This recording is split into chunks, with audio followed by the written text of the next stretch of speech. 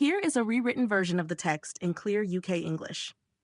Chapter 3, on the names of God.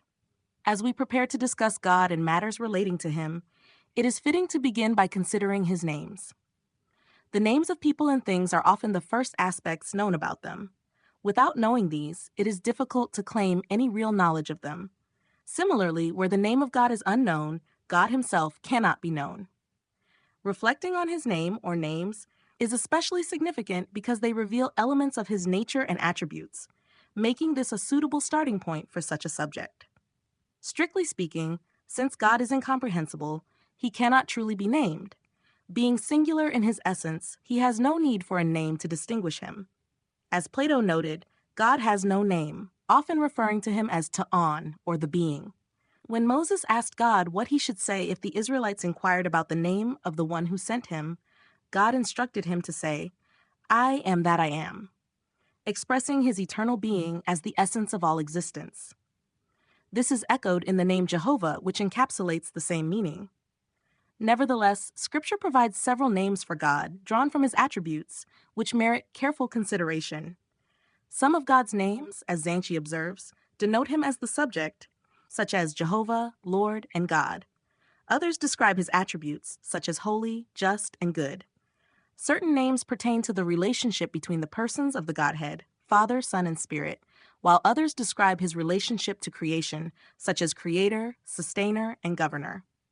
Some names are shared among the three persons, like Jehovah and God, while others are unique to each, such as the unbegotten Father, the begotten Son, and the Spirit proceeding from both.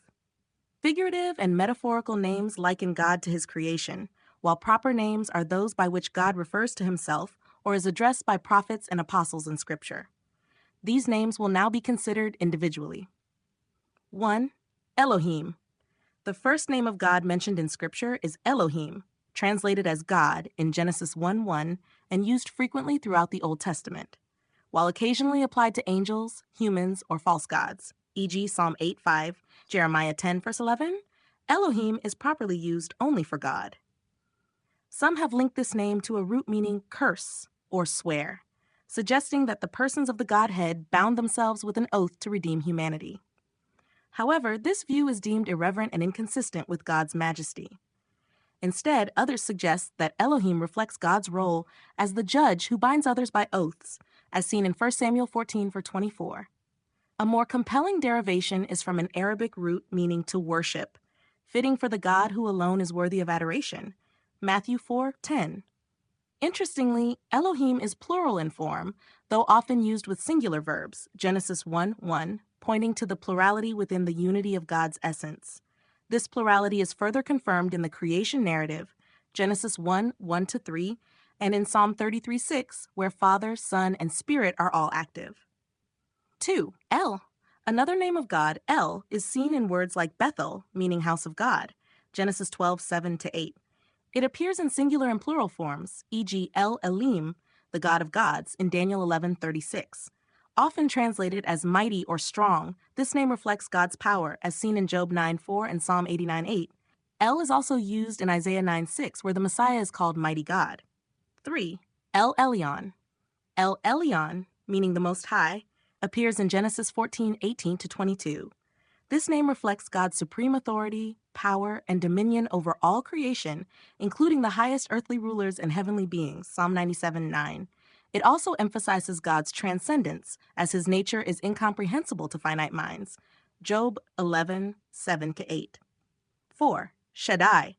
Shaddai, translated as Almighty, is used in Genesis 17:1 and frequently in the book of Job. It highlights God's infinite power and sufficiency. Some suggest it means all-sufficient, denoting God's self-sufficiency and his ability to supply every need. Others derive it from a word meaning breast, symbolizing God as a nourisher and sustainer, Genesis 49:25. Alternatively, it may come from a root meaning to destroy, aligning with God's role as judge, Isaiah 13 verse 6. 5. Lord of Hosts. First mentioned in 1 Samuel 1:3, Lord of Hosts, or Sabaoth, refers to God's command over earthly armies, celestial bodies, and angelic hosts, Psalm 34:7. This name reflects his dominion over all creation and his ability to protect his people and defeat their enemies. 6. The name Adonai, meaning Lord, is derived from a root implying support or foundation. It conveys God as the upholder of creation and the righteous judge of all the earth. Isaiah 41:10, Genesis 15 verse 2. 7. The name Jehovah is unique to God and appears in Exodus 6:3 and Isaiah 42:8. Derived from a root meaning to be, it expresses God's eternal self-existence. While Jews traditionally refrain from pronouncing this name out of reverence, its significance is profound, encompassing all tenses, past, present, and future. Revelation 1:4. 8. Jah, found in Psalm 68:4 and Isaiah 26:4, Jah, is likely a contraction of Jehovah, sharing the same meaning. 9. God revealed this name to Moses in Exodus 3:14 as I am that I am. It signifies God's unchanging nature and eternal faithfulness. Jesus alluded to this name in John 8:58, asserting his divinity.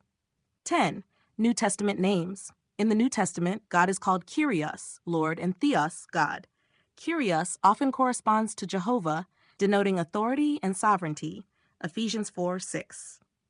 Theos can be linked to roots meaning to see or to dispose, reflecting God's omniscience and providence.